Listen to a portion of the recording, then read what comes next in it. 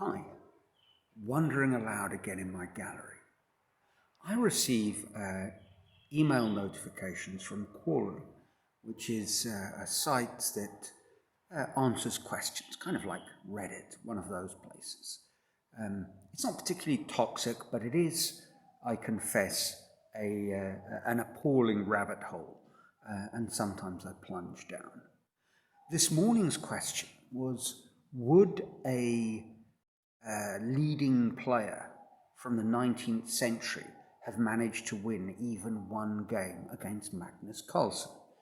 And the question was summarily dismissed by Hunts, who goes by the moniker friend of Magnus. He is a friend of Magnus, a strongish player, and he dismissed the question for very obvious logical reasons. I mean, Magnus's, never mind opening knowledge, his playing strength is far in excess of even the greatest players from the 19th century. It's not surprising. There's demographic reasons. He is the very best of an enormously exploded chess-playing population in a world where demographics have run wild. So it's not surprising that the best player today is better than the best player 150 years ago. But also there's been an explosion of information and learning possibilities. So a chess grandmaster, the top players today, start playing thousands of games from a very young age, studying non-stop on the internet. None of this was available in the 19th century.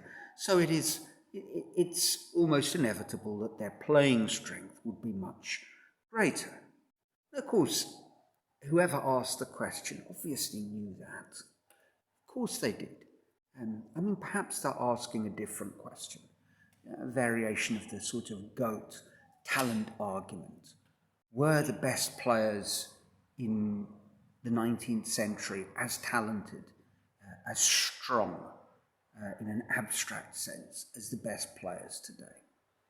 Perhaps that's their question. And of course, it could be asked in a clearer way. One might ask, would the best people today, in whatever field we choose to look at, if they had grown up in that period, whatever it is that we're comparing it to, would they have been the best under those circumstances? Or equally, if we took someone from a bygone year, if they had grown up with all the advantages that someone has today, would they have been the best today? Yeah, that's an interesting question, but one that will get considerably less traction, because I guess if we start examining why people ask these questions, why the GOAT argument, one reason is just because people want to talk about something. They're interested in the thing, and it's a nice way to get a conversation going.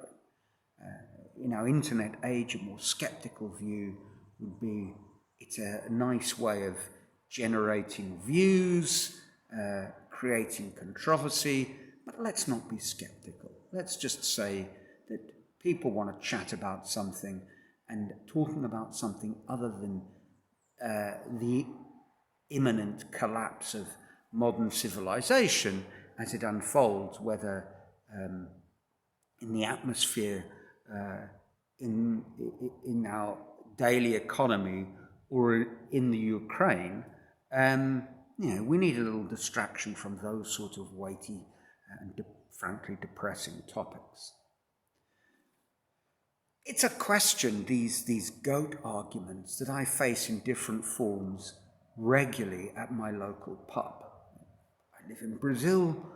Brazil was, once upon a time, the preeminent force in world football. It's still the largest football-playing country in the world in terms of how many people play the game and the size of the professional game and the number of players it delivers on the world stage.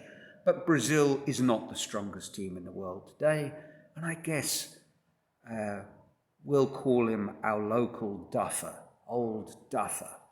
he will chunt on about this because he's frustrated, and he will say, he'll lament the state of Brazilian football, and the players were much better back then.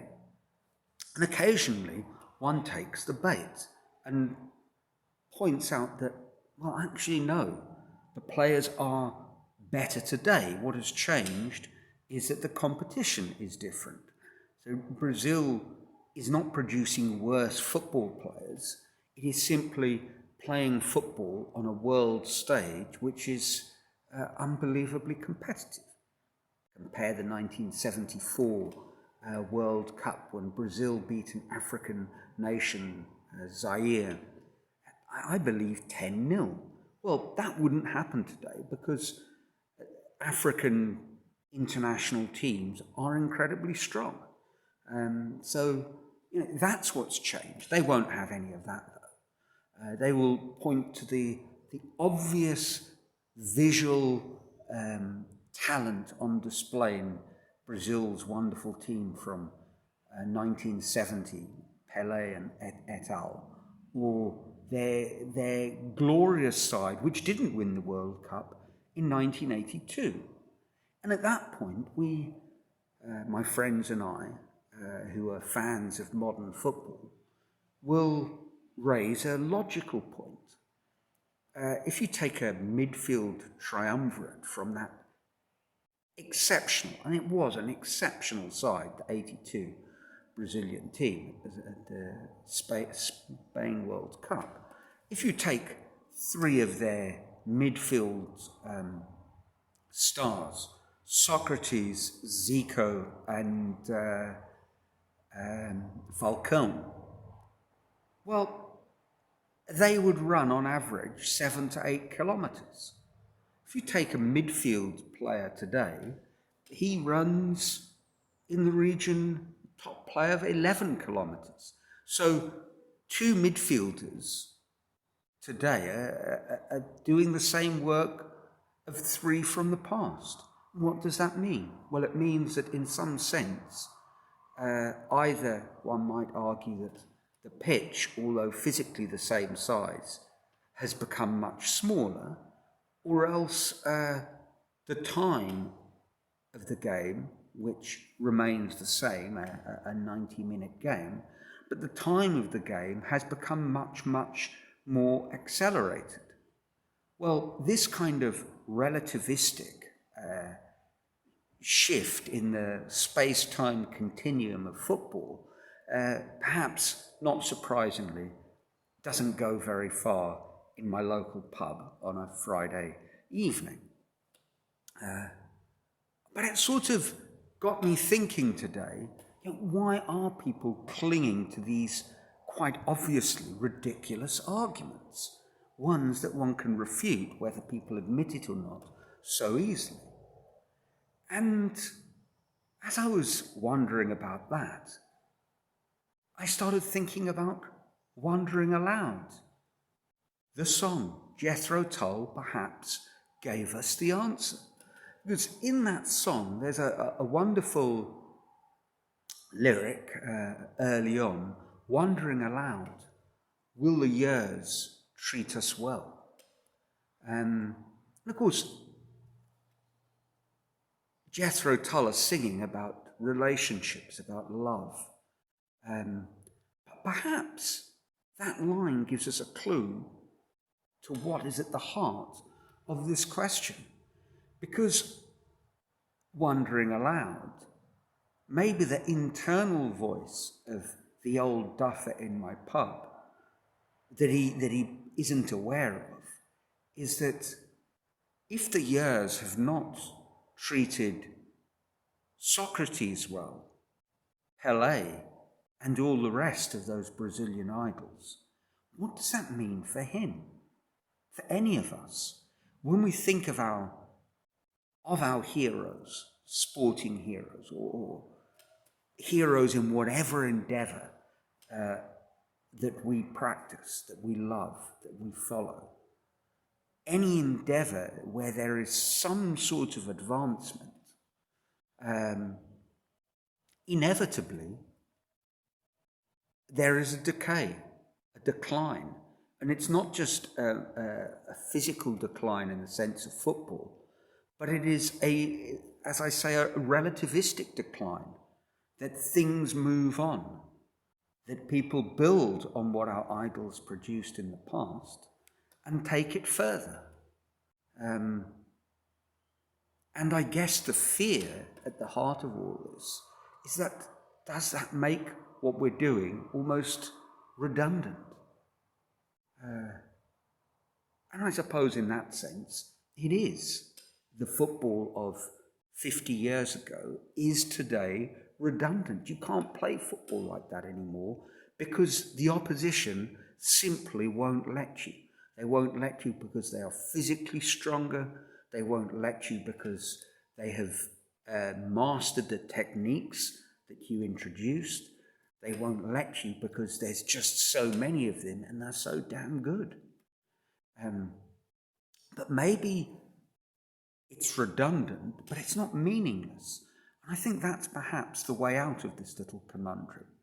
We need to stop seeing things in these very individualistic, competitive terms and think of them in a bigger picture, more holistic sort of way. Don't think of ourselves as little ants, but think of ourselves as a cell within the ant colony, a unit, that we are part of something much bigger.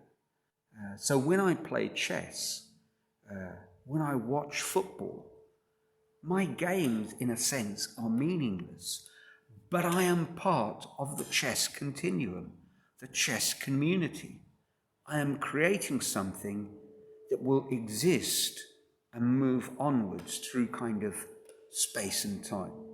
The same way that when I watch a football match and it's glorious, it is part of the continuing glory of football.